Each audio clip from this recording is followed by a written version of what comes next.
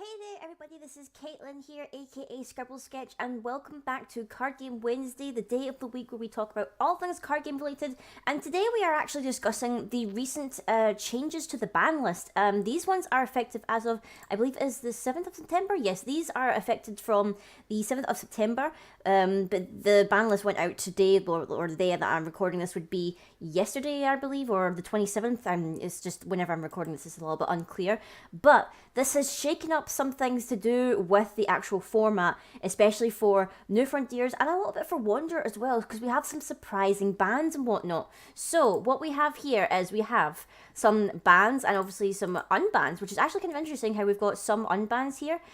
So the first and foremost, the most important thing here, the most important card that was banned in New Frontiers is Speaker of Eternal Night / Scheherazade of the Catastrophic Knights. Now, Sherry herself has been seeing a lot of play, obviously, in GPs and everything like that. And she did get a hit. She got one, I think it was one of her story chants banned that could be included into her side deck or whatever. And she got 2 resonators banned. A lot of people were saying that she was still too good, or she was still too quick, still too viable a ruler, a bit too overpowered. And it seems like Force will have agreed, and they've decided that, you know what, she is actually just too strong for this format, especially since they're pushing the starter deck rulers now, who are definitely like dialed down in terms of like power and like, you know, kind of ramp and everything in terms of like power creep. So I think this is probably the best move from them. Yeah, she had like a bit of a short lifespan here because obviously she only just came out in Time Spinning Witch, but in the little time that she's been around, she has caused some major havoc to the meta and whatnot. So I guess in a way it is kind of good that she has been banned.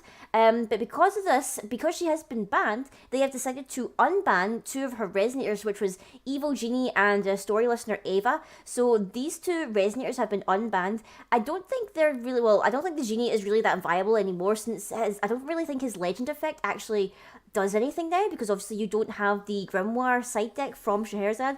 You would only have your rune deck, and I don't think that counts towards runes. So I'm pretty sure he's just like a null and void resonator. I don't think he actually does anything now. Other than be a 7/7 for 3, so I don't think he counts for anything nowadays. And Story Listener Ava is not much. She's like, this card gains 100 for each card revealed from your extra deck.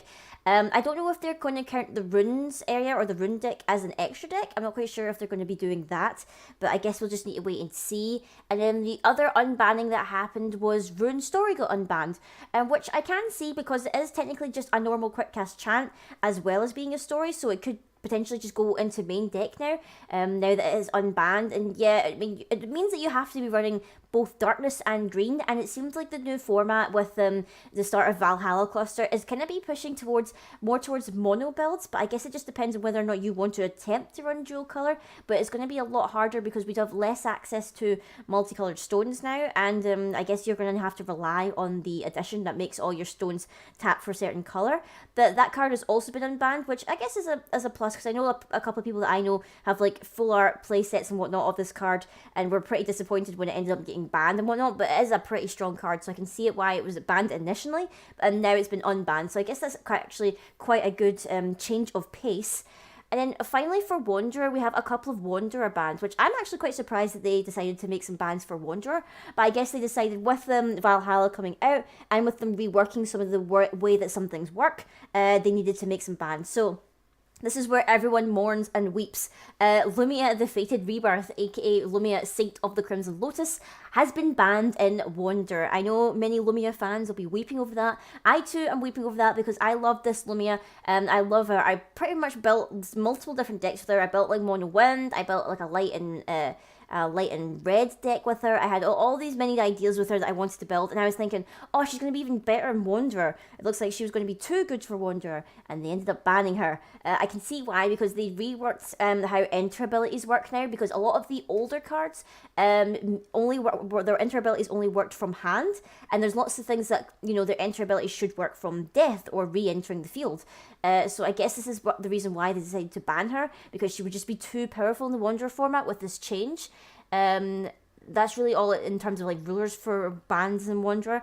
Next up we have another card here, another 0 cost card, Interdimensional Vessel Apollo. So again, this one is banned. I think the reasoning behind this one is because it's another 0 cost card. So they are pretty much trying to ban the majority of the Vergali, it seems, or at least all of the 0 cost ones, which I guess is a pretty good idea. Also, this one just gives your J-Ruler flying from the offset, so I can understand why they would decide like to get rid of this one. And obviously because it can also produce Moonwell for Awakenings or the Judgment of Kaguya. So because Time Spinning Witch, I believe at one point has Kaguya in her name, that's why they would want to try and get rid of that, because of her awakenings and everything. And because she can do loads of silly tricks and whatnot once she has that in the field. You can do all sorts of things with like Bloody Moon, Moon Incarnation, Lorite obviously is another one, the kind of like a combo. Like, I'm just reading off the kind of explanation as to the reasons why Force Will gave as to why they made some of these bans. And I can understand it, it makes a total amount of sense. So we are no longer going to see Apollo in the format, which I'm a little bit sad to see, because I did like Apollo. It was one of those regalia where like people would like dismiss it offhand, but I actually quite liked it. But RIP to Apollo, I guess we won't see him again, or rather it's again because it's a regalia, not an actual entity.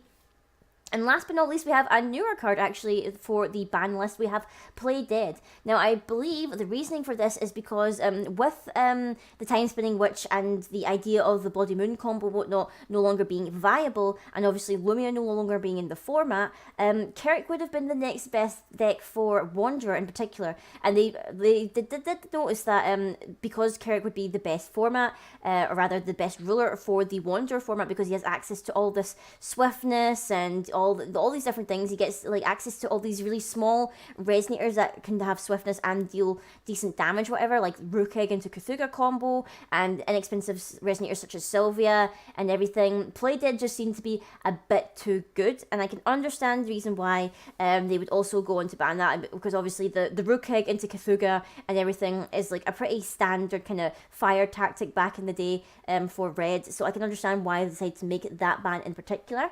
But other than that, we don't have anything else other than Origins is having no change. There is no update to the ban list for that. I guess I can understand why. There isn't really anything too like groundbreaking, I think, that would affect Origins.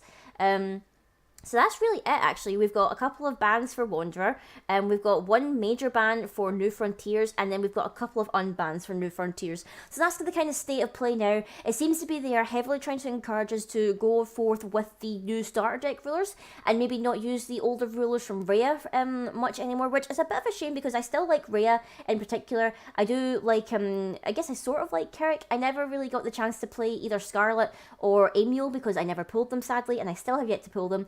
But I guess we'll just need to wait and see what happens here, guys, with the new format, with New Valhalla. Will we end up going towards some of these new rulers, the more vanilla kind of flavoured rulers, or are we going to stick with the majority of our Rhea cluster rulers? Let me know, guys, down below. What do you think? Do you think you're going to stick with the Rhea cluster rulers, or are you going to try out the Valhalla rulers and whatnot and see what they can do?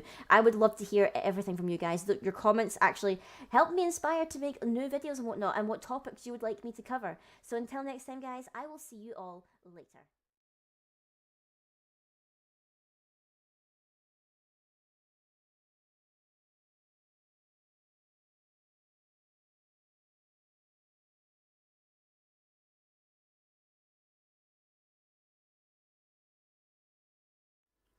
This video was made possible thanks to patrons such as Alucard and Craig McCutcheon.